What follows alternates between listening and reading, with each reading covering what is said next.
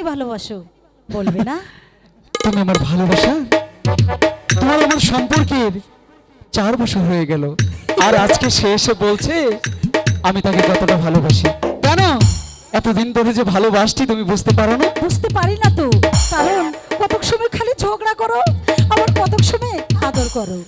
ঝগড়াটা কেন করি?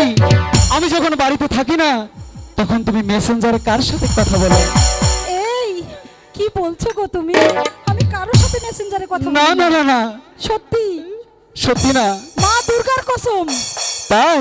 সত্যি। তাহলে ভালোবাসাই যায় নাকি? তোমারই